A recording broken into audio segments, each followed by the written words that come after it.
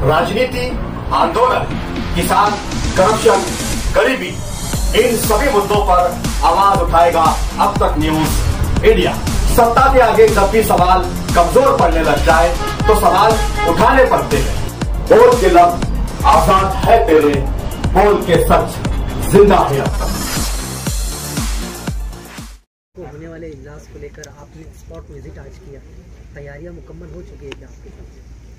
Minority defence committee की जानिब से 22 जून को उत्तर महाराष्ट्र, शुमाली महाराष्ट्र का कॉन्फ्रेंस है, माइनॉरिटी कॉन्फ्रेंस, और 5 जिले में हमारे तमाम ही साथियों ने मिलकर दावतनामा तकसीम कर दिए हैं और तकरीबन 1500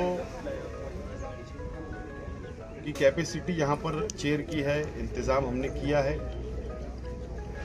और 1500 लोग 5 जिले से यहाँ पर पहुँचेंगे। मेहमान आ रहे हैं, अलग अलग टॉपिक पर अलग अलग मेहमान यहाँ पर अपनी बात रखेंगे, मालूमात देंगे।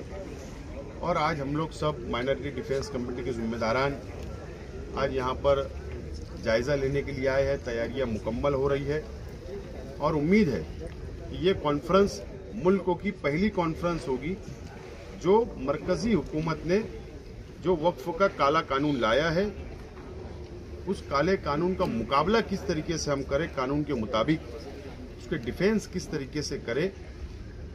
और उम्मीद है कि ये शहर तहरीक देता है हमेशा, और मालेगांव शहर इस मरतबा भी मुल्कों को तहरीक देगा और यही तहरीक इंशाल्लाह आगे बढ़ेगी और हम फिरका परस्त सरकारों का मुकाबला कर सकते हैं।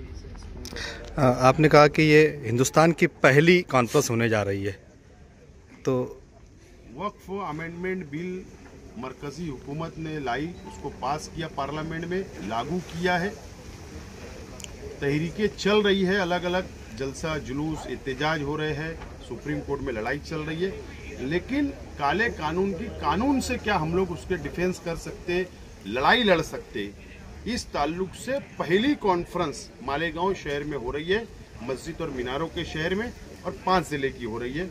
और उम्मीद है कि यहाँ पर जो हम लोग बैठकर संजीदगी से आपस में बात करेंगे, एक मजबूत लायमल तैयार करेंगे।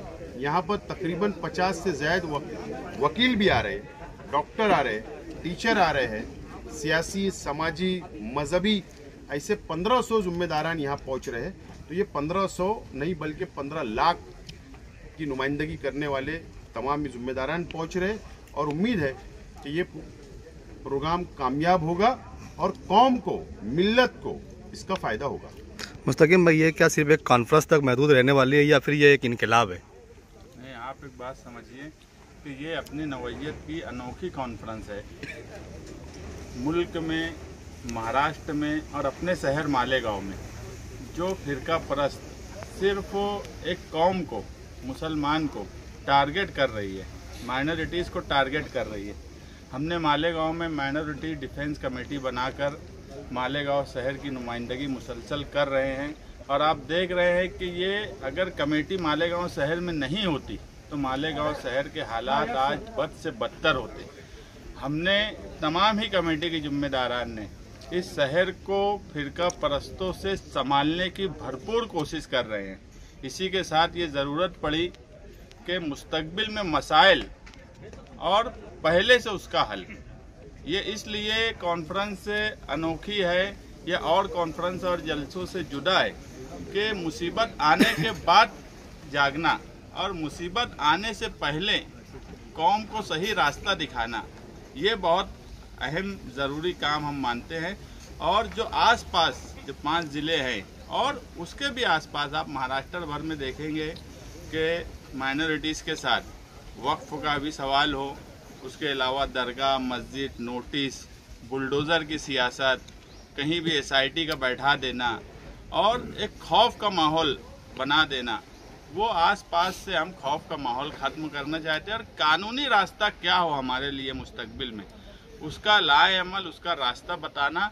इसलिए ये कॉन्फ्रेंस, जितनी भी कॉन्फ्रेंस, जलसे जुलूस सब होते हैं, उससे अलग और कौम मिल्लत के लिए एक मुस्तकबिल की राह है।